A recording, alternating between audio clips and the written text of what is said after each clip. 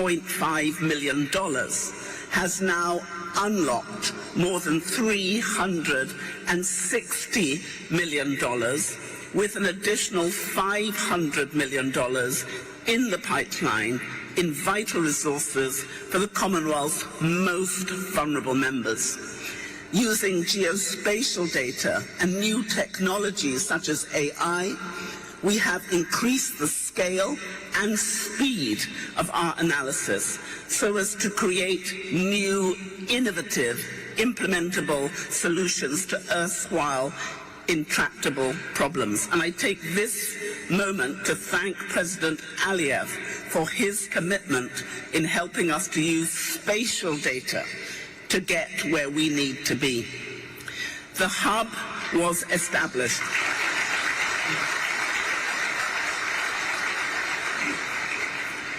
The hub was established in response to a dire need, because we all know that the current flows of climate finance are insufficient.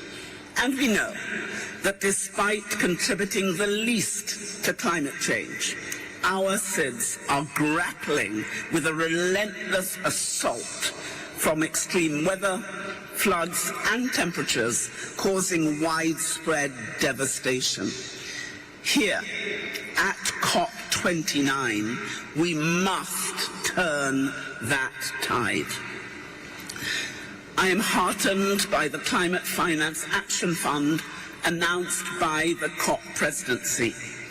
Our Climate Finance Access Hub stands ready as an established delivery mechanism to help the new fund unlock and distribute resources. I make this offer because our member states desperately need the climate finance promises which have been made to them through the Green Fund, through the Loss and Damage Fund, and so much more to be delivered. And because throughout my time as Secretary General, I have seen firsthand the difference that effective partnership can make. The challenges we face are real and serious. We can only overcome them by working together, pooling all of our commitment, all of our capacity, and all of our expertise, and all of our innovative spirit to turn the best ideas into action at scale. In achieving these goals, we must use the technologies available to us, including digital technologies for low carbon and climate resilient development, and the role of AI in accelerating climate action at scale and speed. And our most vulnerable nations cannot afford to wait any longer. Climate finance is not a luxury. It is a lifeline. It is, as Antonio said yesterday, not charity. It is justice. If it does not now flow, and flow soon, then for some, there may not be a future left to save. So this time, at this COP, there can be no gap between what we say and what we do. Solidarity has been a guiding principle of my tenure as Commonwealth Secretary General, and we will never shrink from the responsibility to stand shoulder to shoulder with our member states. So, as we work together to support our SIDS and fight for the highest levels of urgency and action on climate change, I offer the Commonwealth's hand in friendship and partnership, because together we can build a more resilient, sustainable and just world. and we must. We now will move on to our first set of speakers today. In this finance COP, we look forward to increasing mitigation ambition in countries, updated national determined contributions, the NCDs, and enhance the adaptive capacity of SIDS to respond to climate change. Now, to facilitate this, while centering the needs and priorities of SIDS under the new climate finance goals, it is imperative to hold credibly each of us accountable. And I'm now going to invite His Excellency Mr. Mukhtar Babayev, the President of COP29. Known for his environmental advocacy, my dear friend represents Azerbaijan's efforts to combat climate change through renewable energy, waste management, and sustainable development. Mr. Mukhtar Babayev's COP29 President, the floor is now yours.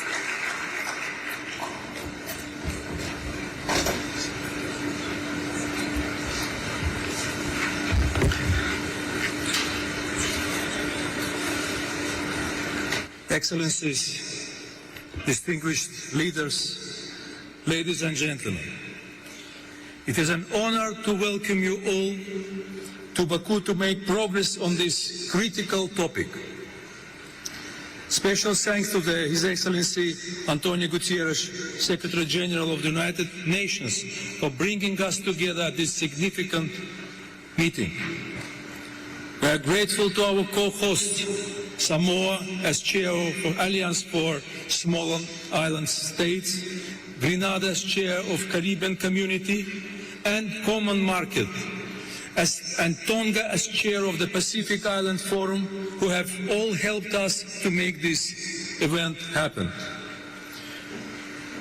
Under the guidance and leadership of the President of Azerbaijan, His Excellency Mr. Ilham Aliyev, COP29 presidency has been determined to make this an accessible conference that supports your participation and elevates your voices to the highest levels.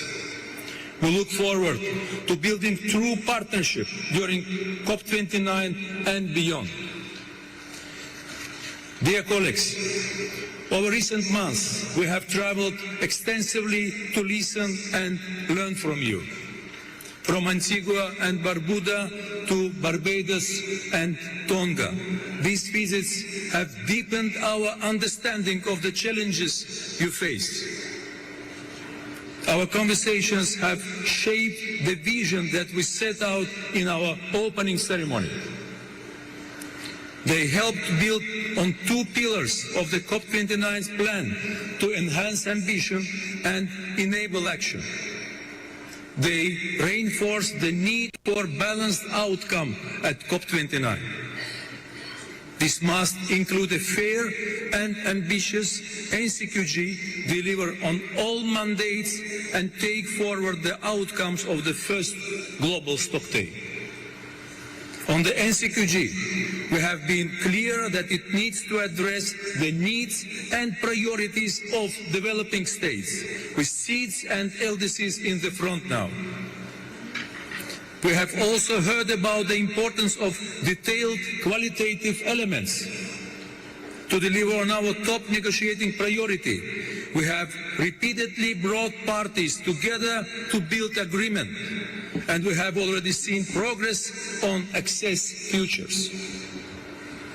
We will also continue to raise the importance of accessibility with the leaders of international financial institutions and multilateral development banks at COP29. Dear colleagues, it is essential to fix the imbalance in funding, as lack of support for adaptation leaves those of the front lines unprotected. Public funds will be essential to enabling ambitions. The COP29 has been determined to keep up the momentum on loss and damage.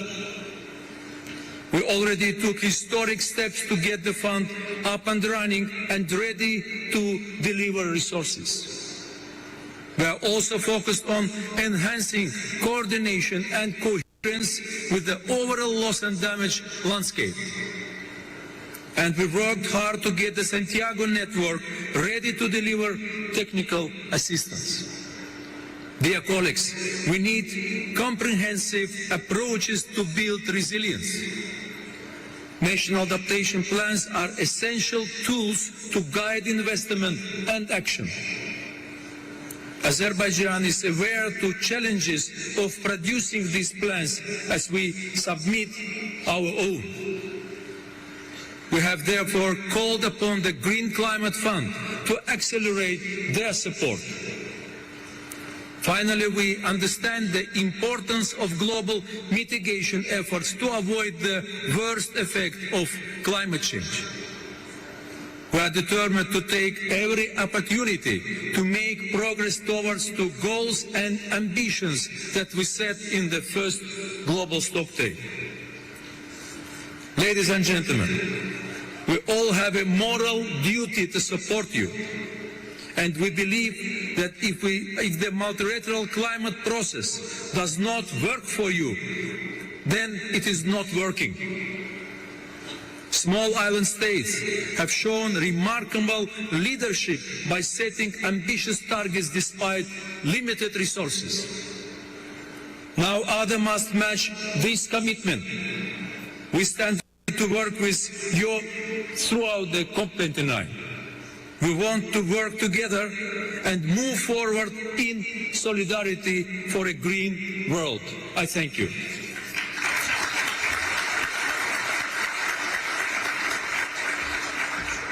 I really want to thank my dear friend Mukhtar for that very warm introduction, but may I now invite the first panel to come and join us, please. Can I invite the Minister Cedric Schuster, the Minister for Natural Resources, Environment and Lands of Samoa, who is OASIS's chair. May I also invite the President of the Maldives,